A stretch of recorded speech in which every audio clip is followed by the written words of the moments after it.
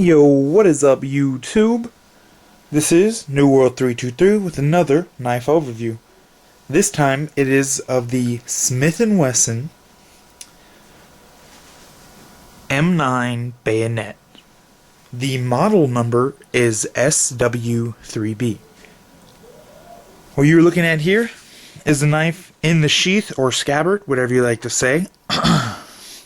You'll notice it has two retention straps, both made of nylon. One actually goes over the knife guard, one actually goes around the handle. Next, you will notice you get a multi-utility pouch up front, which is held on by Velcro straps through these here plastic slots, if you will. But it's only held up right here. You could add more here if you wanted. You will also notice there's a button on the back. Well, pop that up, and you got yourself a knife sharpening stone. Boom! Love it. Now that we're at the bottom of the sheath, let's point out the wire cutter. I haven't tried it yet, but I'll let you know when I do. Alright, now that we're still at the bottom of the sheath, I like to point out the drainage grommet. I think that's a great idea. I'm glad, I know it's been around for God knows how long, the whole drainage thing, but I'm glad they incorporated it. I know some companies forget to, and that could just completely mess this stuff up, especially if you do use such a knife for special ops conditions or whatever. Next, you have a belt clip. It's held on with just a spring still or whatever. The reason it's adjustable like this is so you can slip it into your belt while it's on you, or on your person or your gear, whatever. And then, boom.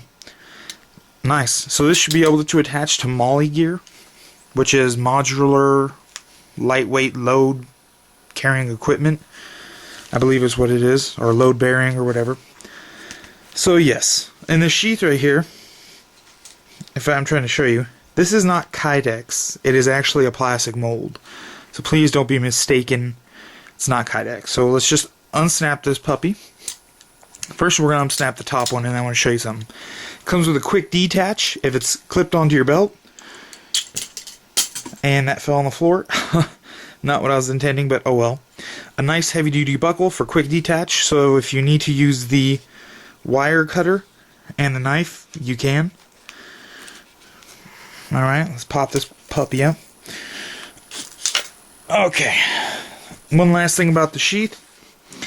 There is a piece, which I'm not sure you can see it, but a piece of spring still in there that holds the knife against the side wall of the plastic sheath to prevent rattling. So overall the sheath is very good, very high quality. If I got another M9 bayonet from like Ontario, I would still probably use this sheath just because it is that amazing of a sheath for the price you pay. Not bad. What we're going to do, folks, we're going to zoom in. I'm going to just sweep over it real quick. Okay, well first let's start with back here. What you're looking at is the lobster clips, or whatever you want to call it, that actually affix to the bayonet lug. Then you got your standard M9 handle, which is very versatile, very useful.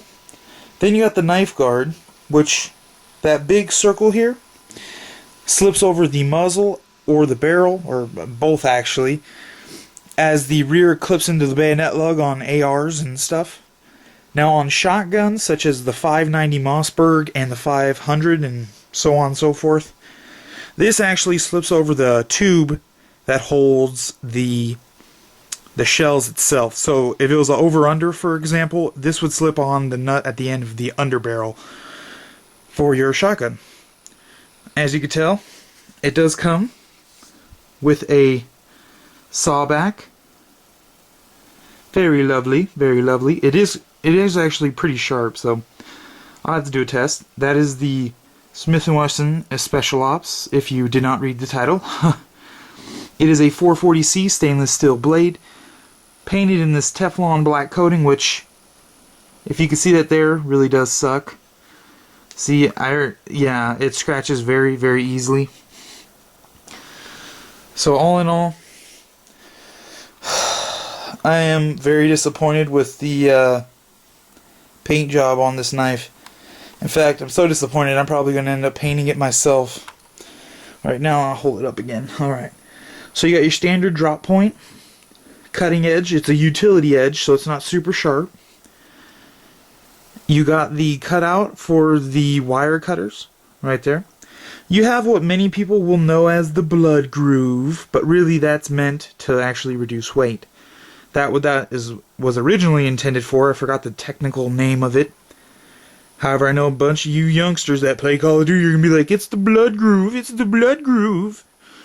I guess in some way, shape, or form it does help relieve blood, but again, I'm not an expert nor a professional, so so just to recap, that was actually intended for losing ounces off the knife, not actually for the blood release or whatever people think it is. Alright, anyways, yeah. This is the SW3B. That's the model number. So like I said, 440C stainless steel blade. Comes in a crappy black Teflon coating. Matte black, if I may say. It looks really nice, but won't last worth a damn. Comes with the saw back, as you can see on the back. Comes with a metal knife guard, which is actually a gloss black. It's kind of stupid, actually. It should have been matte black as well. Has a nice M9 bayonet handle. Then it has like the what do I call it? Lobster claw locking system on the rear. And that's held on by that little screw there. Or Allen bolt or whatever you want to call it. So overall, it's a pretty good knife. I'm very pleased with it. It only cost me, I think it was like 70 bucks or something like that. Hold on, let me get a piece of paper. I'll do a quick little cutting test for you. So while I'm getting that piece of paper, I just want to say a quick recap.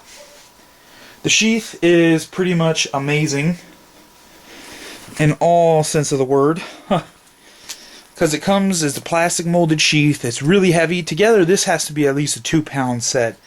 Now if I was, which means I'm not, nor do I claim to be a military personnel or special forces or anything of the sort, or even law enforcement, it still is pretty heavy. So that's the only doubt I have about some special op person using this possibly. Other than that, it's a good knife. It is not full tang. You know what the theory is. If it ain't tip to tang visible, 9 times out of 10 it's not. So, and it is like a plastic grip. However, it feels very, very hefty. So, all right. So we're gonna do the paper test. I doubled it down on one side for a little bit more challenging, and I got a one-sider. So it's like one sheet, 2 sheets, but it's really the same sheet. All right. So let me back y'all out, which you're backed out. Alright, let's give this a whirl. Alright, now, I'm pretty sure this knife is going to do too well, but bear with me, please. Yeah, see. Take it back. The tip... Oh, man, I can't even hold the paper. Yeah, sorry, guys. It's not all... Okay, see, it's not all the knife's fault. It's more my fault than anything. There we go. Now it's cutting. Woo! Okay. Yeah, that was my fault at first, guys, because I was holding... Guys and girls, sorry about that. Because I was holding it too steep and not angly enough, or whatever you want to call it. Alright, ready? Okay, yeah, this... Maybe it's not me. One. See, that one's... Yeah. Maybe it wasn't me. I may have been mistaken. Okay, all in all, this knife really does have good piercing power, by all means. But all in all, the cutting edge is not superb by any means. So, if you're looking for a knife that is absolutely sharp when you get it out of the box, this is not the knife for you. This is a utility edge, and what I mean by that is, I mean the edge of it is meant more for brutal pounding, chopping use. It's not meant for fine cutting. Let's just recap real quick. That is the Smith & Wesson Special Ops. So overall, this knife is a good knife. However, I will put an edge on it, and then I'll show you guys that video while I'm doing it. So that's the knife in a nutshell.